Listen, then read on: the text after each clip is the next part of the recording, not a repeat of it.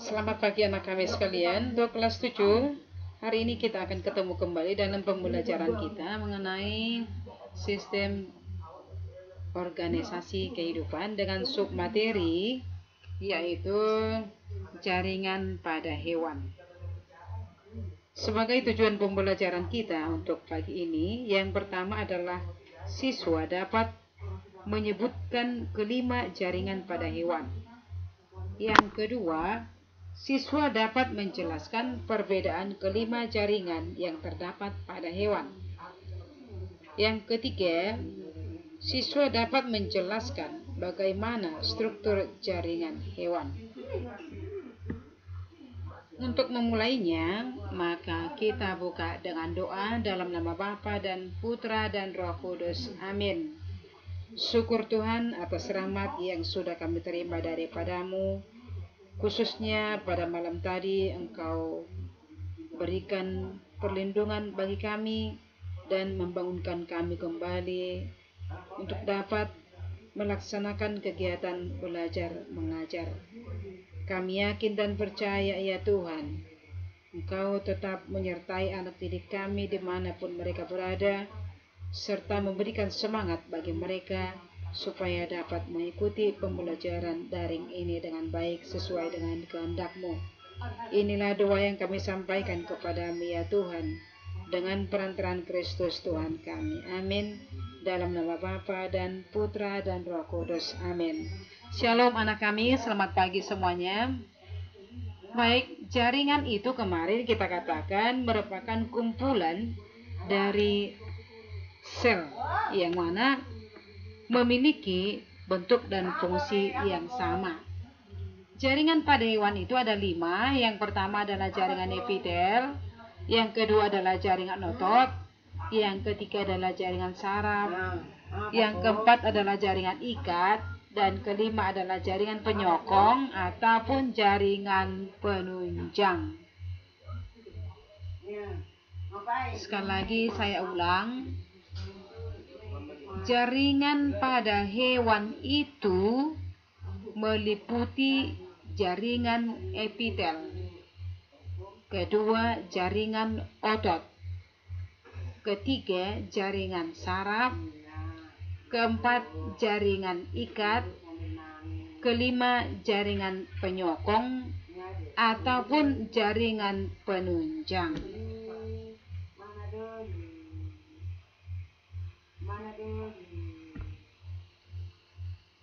Apa itu yang disebut dengan jaringan epitel?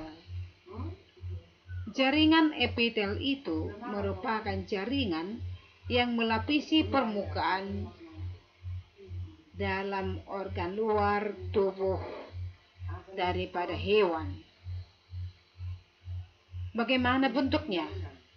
Bentuk daripada jaringan epitel itu adalah pipih, ada juga berbentuk kubus, dan ada juga yang berbentuk silinder. Sedangkan jaringan yang kedua adalah jaringan otot ataupun jaringan daging. Jaringan otot ini tersusun atas sel-sel otot yang lentur.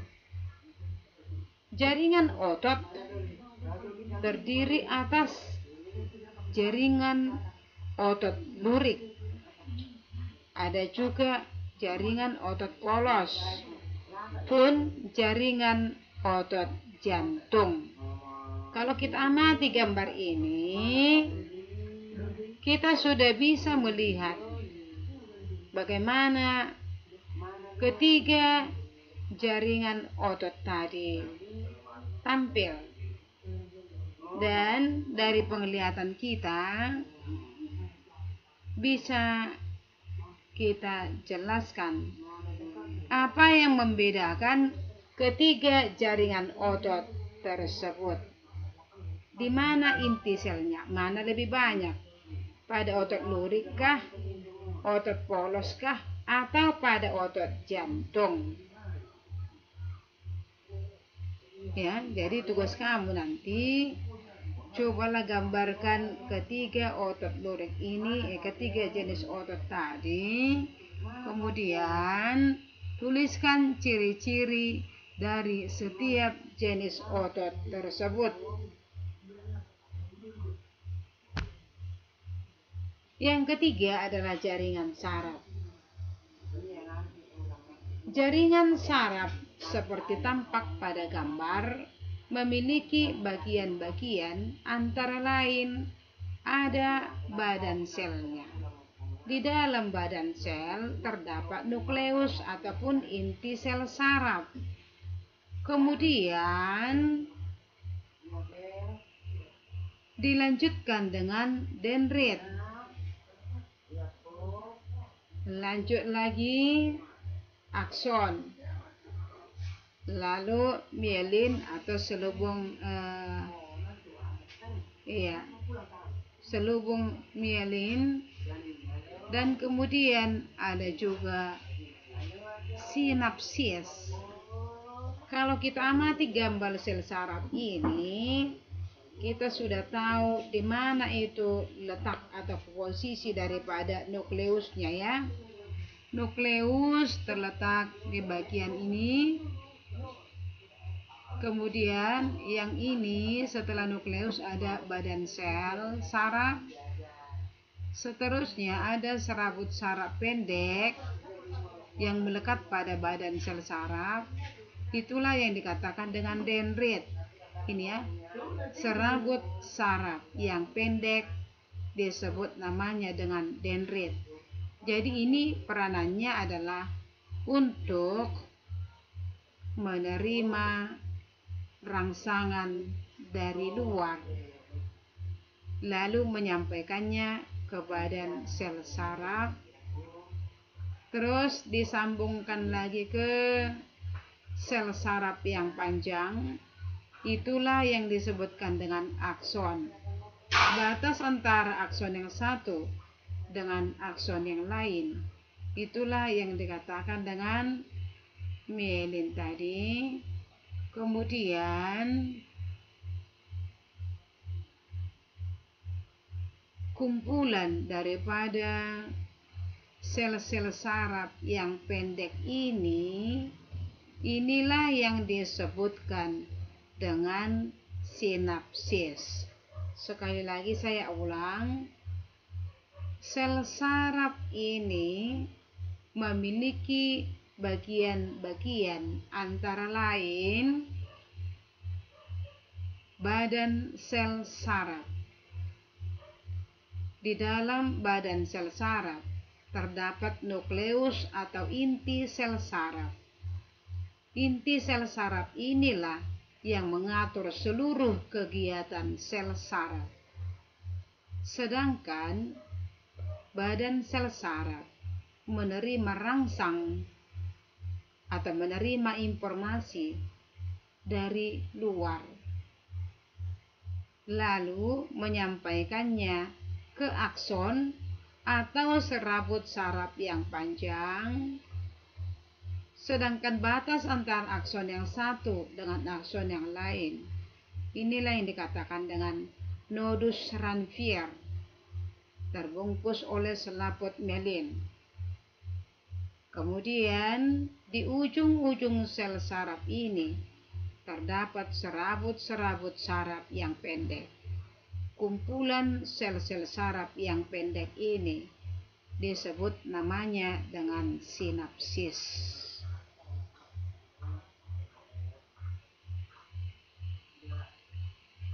Panjang daripada sel saraf manusia atau panjang dari sel saraf hewan ini sepanjang 78 km.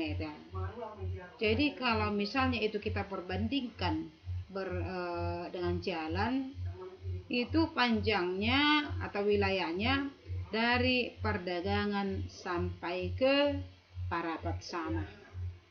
Itulah panjang sel saraf kita kalau memang itu disatu-satukan seluruhnya. Ya. Jadi fungsi daripada sel saraf ini antara lain menerima rangsang, merespons rangsang, dan menginformasikan. Ya, menginformasikan. Jadi artinya ada 3 fungsi daripada sel saraf di dalam tubuh kita. Oke, anak didik kami sekalian, untuk jaringan yang keempat adalah jaringan ikat. Jaringan ikat merupakan jaringan yang menghubungkan bagian tubuh yang satu dengan bagian tubuh yang lain. Misalnya ligamen dan tendon. Coba kamu perhatikan nanti gambar ini dengan baik. Lalu silakan gambar ya nak, silakan pindahkan semua ke dalam buku catatan kamu. Sekali lagi saya ulang, jaringan ikat ini merupakan jaringan penghubung bagian tubuh yang satu dengan bagian tubuh yang lain. Yang terakhir adalah jaringan penyokong. Jaringan penyokong ini memberi bentuk tubuh, melindungi tubuh, dan menguatkan tubuh. Jaringan penyokong terdiri dari tulang rawan dan tulang keras seperti tampak pada gambar.